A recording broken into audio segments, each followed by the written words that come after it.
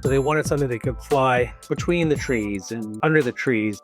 You have 100 people working on something and they're all tripping all over each other. We like to work in small, focused teams. Their first project was a helicopter and they never got off it.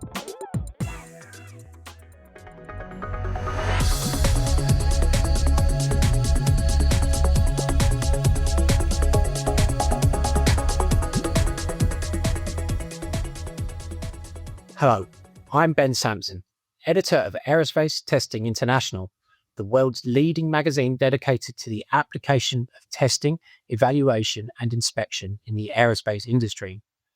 Welcome to this episode of the Testing Talk podcast from ATI. Our interview today is with John Piasecki, President and CEO of US aerospace company Piasecki Aircraft. I spoke to John last month following a number of announcements about the company's growth and the rapid progress it is making on several drone development programs for the US military. The company has a rich heritage in rotorcraft R&D and is leveraging its expertise to shape the next generation of drones and helicopters. Testing is core to the company, and I think you will find John's philosophy and approach to test interesting to hear about. But he also has big plans, and Piasecki Aircraft is expanding out of its R&D roots. In particular, the recent acquisition of a former Sikorsky helicopter site in Pennsylvania means the firm now has a manufacturing capability and is a good sign of the scale of ambition that exists there. Now it's time for the main event. So wherever you are and whatever you're doing, get comfortable and listen to my interview with John, President and CEO of Piasecki Aircraft.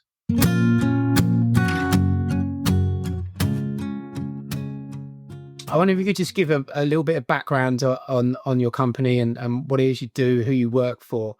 Thanks, Ben. I'm happy to be with you. The history of the company goes all the way back to the beginning of the helicopter industry. My father and a bunch of his compatriots from college, from the University of Pennsylvania, teamed up and they created a thing called the PV Engineering Forum. And that was really the beginning of the development efforts. Their first project was a helicopter and they never got off it. That company grew fairly rapidly. They developed the second successful helicopter in the United States, the key innovation being dynamically balanced rotor system that allowed for scaling up of the rotor.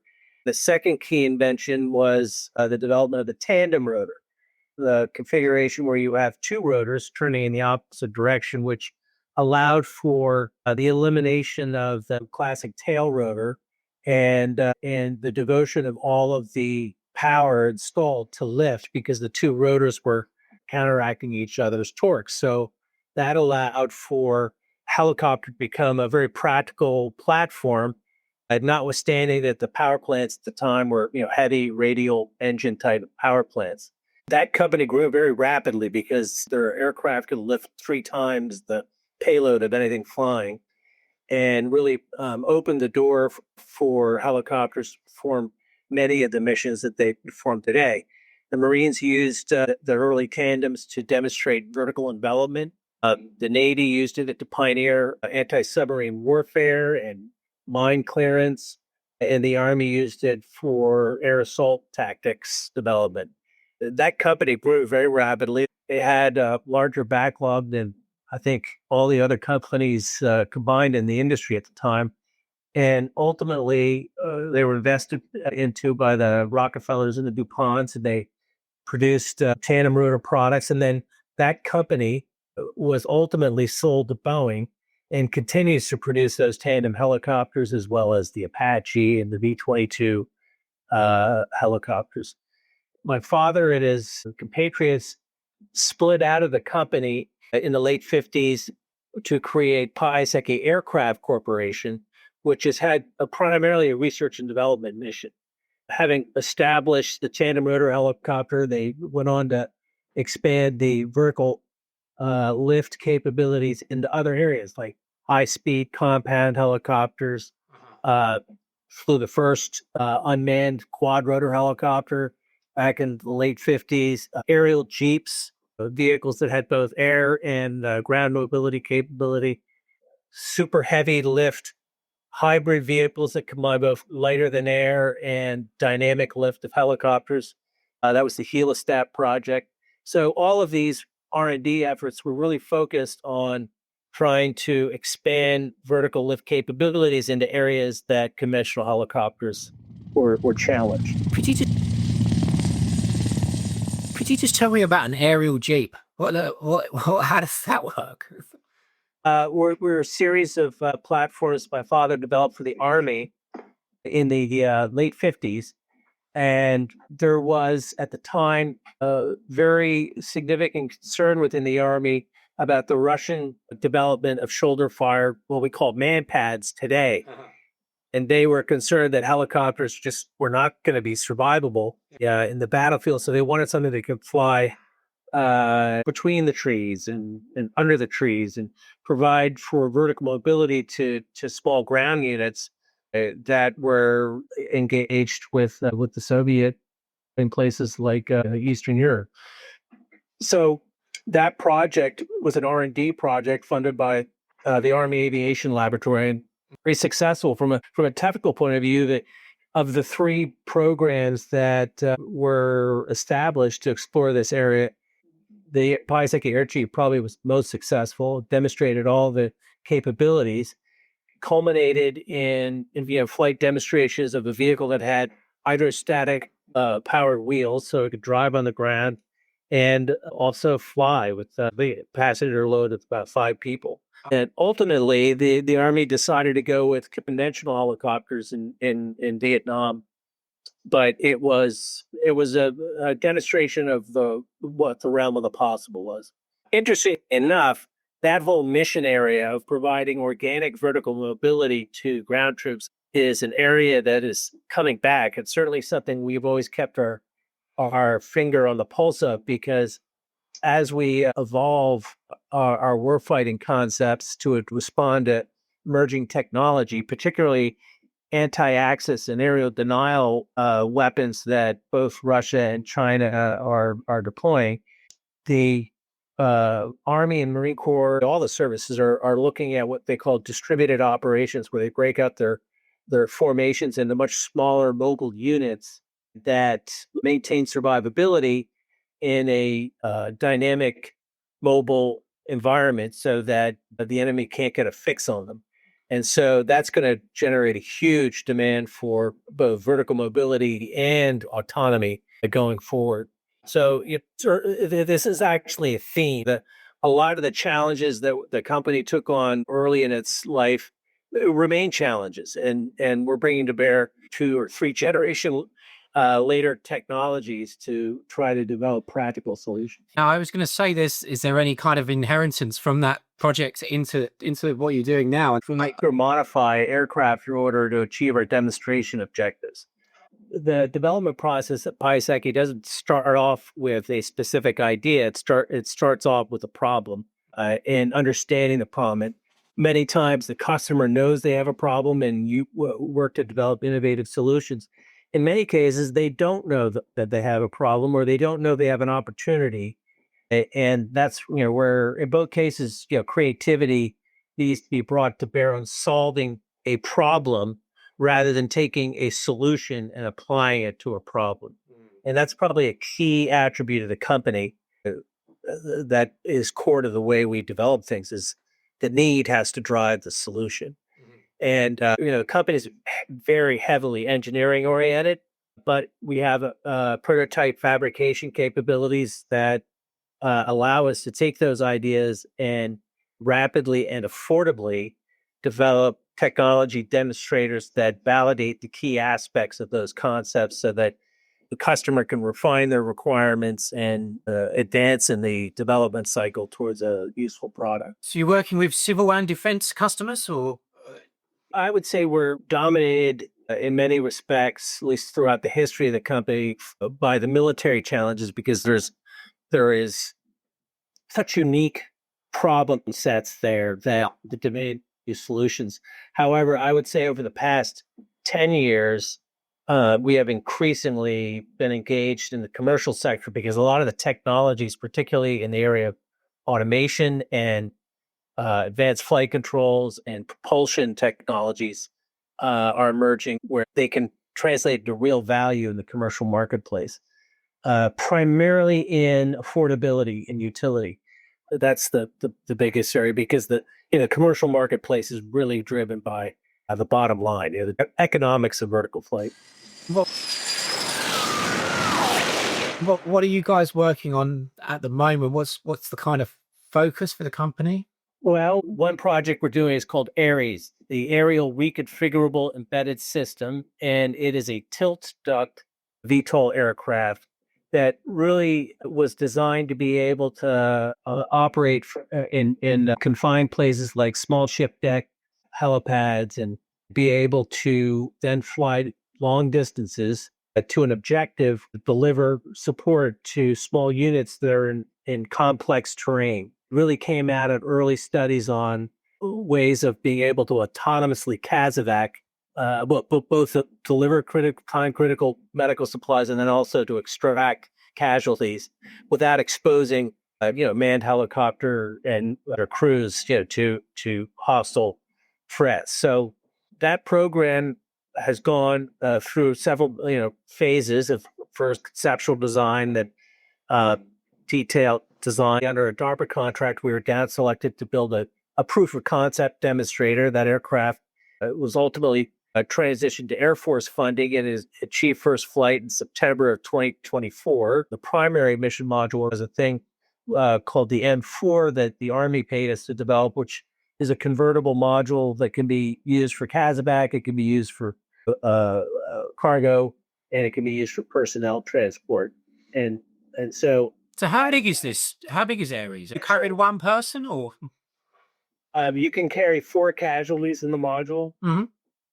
It's a 7,000-pound twin turbine aircraft. The ducts are about 7.5 feet diameter.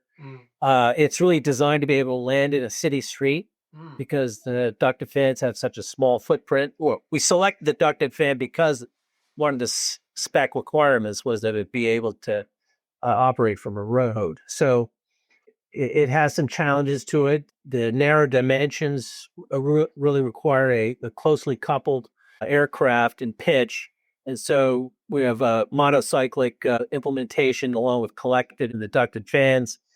The aircraft is operated with a triplex fly-by-wire flight control system that has pretty advanced flight control laws in order to be able to provide quite maneuverability. Control must be hard if it's that size and you've got how many fans? How many ducted fans?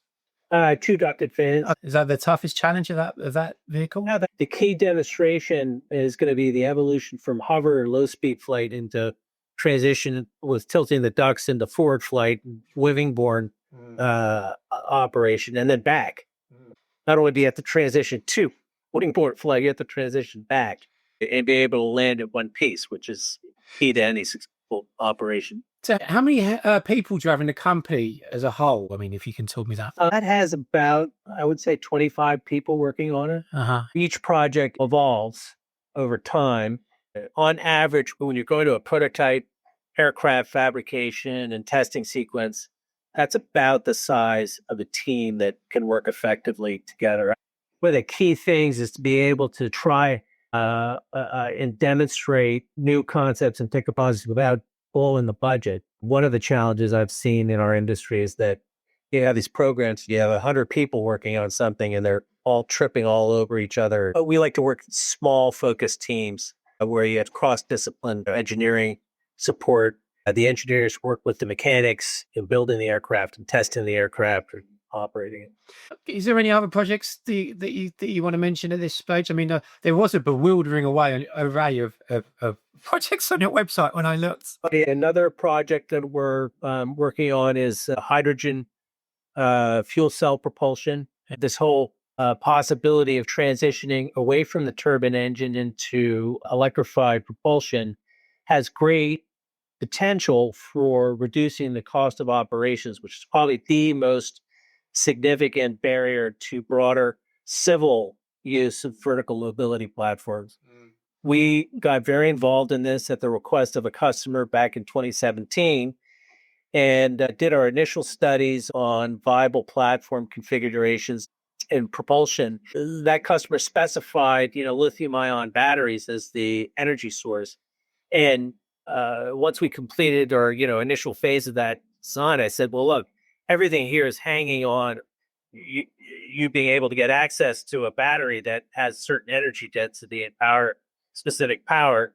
And we did a deep dive on that, looked at over 40 different chemistries and the leading chemistries, and none of them were meeting their energy density targets. And most importantly, when we subjected them to the power cycles of vertical flight, we have very high discharge rates for hover and landing.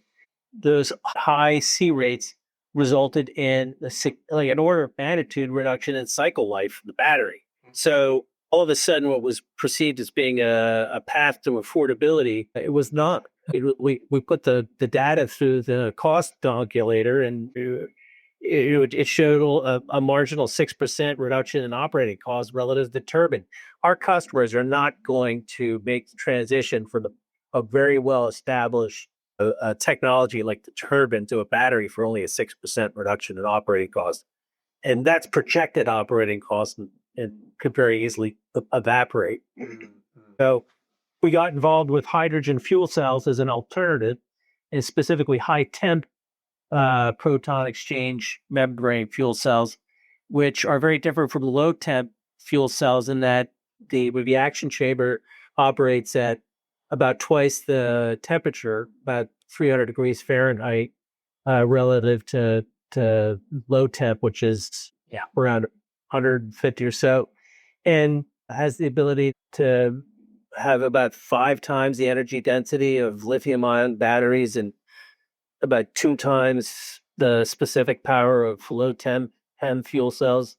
So we're under contract with the Air Force and teamed up with a company called Zero Avia to develop and ground test those fuel cells to characterize their performance and capability.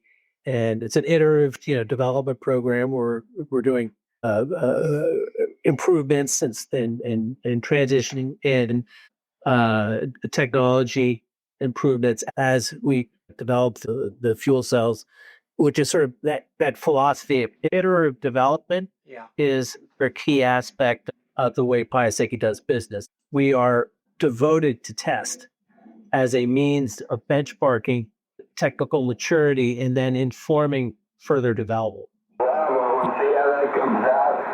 Let's get into that quickly. You mentioned earlier the idea that there's costs lurking in the background all the time. Aerospace is notorious for being expensive during development. I just wonder, there's a whole risk of kind of what you do. Well, not risk as in human life risk, but risk that it's going to work. Risk that the things are going to work.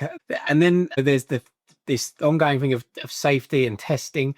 I mean, could you just describe your approach to test? I mean, is it your most important function in the company? Typically, an R&D program, the ultimate objective is to get something into tests so that you know what you really have, and you can figure out where you need to go in order to achieve your ultimate capability. So, testing is a multifaceted issue that is driven by, number one, your technical objectives, number two, your customer requirements, number three, your budget, and number four, your time. And all of those establish an envelope within which you have to operate. And your strategy for testing has to be driven by an objective assessment of the risks and a key enabling technologies. And you might have very high risks that have nothing to do with the technology, but have more to do with your test environment. And a good example of that is, do you test something with a man in it or make it unmanned? We've had different approaches with that. We flew the world's first fully autonomous autogyro, but we had a safety pilot in it because it was the most expeditious way to get the FAA to approve flight tests in the national airspace. But there have been other programs. For instance, we're doing an adaptive flight control demonstrations from the U.S. Army, and that is a super high risk flight test that if you were to make that a manned flight aircraft, you would add a lot of cost if you try to do it early in the program. So what we're doing is we're maturing the technology, and with unmanned test platforms, we'll graduate the technology to a manned test aircraft once we've established its key characteristics. And where do you see simulation and even I'm going to put it in the same bucket, but I guess the simulation technologies, digital twin technologies. I mean, are you using those? And B, how do you see them fitting in with physical test? So simulation is a critical tool, but it's not a substitute. I mean, there was a big hype cycle with simulation where it was going to replace flight tests, and that is fantasy because the complexity of the physics that are going on in aircraft ultimately requires validation of flight. Having said that, simulation plays an important role early in the development process in order to refine a design concept towards your design objectives, and it can save you a lot of time and effort because you can exercise things at various levels of refinement.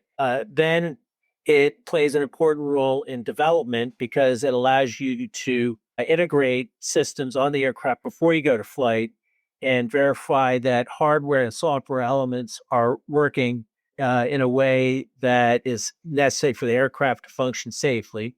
And you can introduce faults into the system so that you can mitigate risk once you go to flight.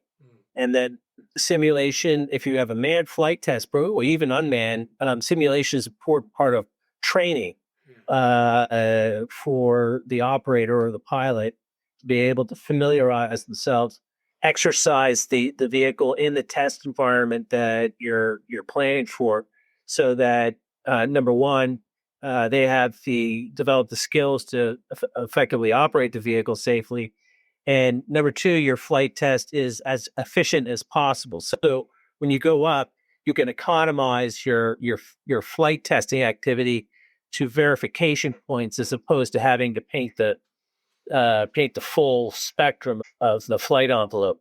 And by doing that, you can validate a flight model, and then you can use the flight model further to explore elements of the envelope to inform further flight testing. Sure. Okay. Now, I just wanted to talk about the acquisition of the former Sikorsky site in Catesville, if that's possible. You mentioned that it was kind of symbolic of the company evolving. We acquired Sikorsky's Heliplex facility in Coatesville, Pennsylvania, about 50 minutes from our current facility. That's where they produced the S-76 and the S-92 helicopters. That acquisition was really a part of a larger strategy in the company to be able to bring in production capacity for the technology and platforms that we're developing and demonstrating. The company's history has been focused on research and development, and that is an area that I personally love. And it's the most intellectually challenging. It is the most technically challenging part of the development or product life cycle, but it is ultimately not self-sustaining. I mean, you need to transition a product out of R&D into production so that you can generate a return that closes the loop and resources further R&D. So the company has historically been in a position where we would prove technology and then try to work with the OEMs to transition the technology. And very often you would get caught up in a lot of internal company battles. Very often these large OEMs have multiple solutions to a particular requirement, and they have to advance across several lines of development, but ultimately they have to pick one, and that may or may not be the right one from your perspective. And if you don't have the ability to produce something on your own, you're at the mercy of third parties to select your idea. So having organic production capability allows us to have the ability to transition our technologies into a practical application. So what does that look like on that side, John? So that's effectively a factory for drones. Yes. Well, it's not just for drones. It's manned helicopters right now. In fact, the aircraft that we're working on right now are well-established commercial military rotorcraft that have been in operation for decades, and we're refurbishing them. So the company is evolving. We've signed an agreement with Columbia Helicopters to remanufacture their CH-46 Model 107 tandem rotor helicopters. We've already done the first one and returned that to flight. They're using that for a flight testing to support FAA certification on it.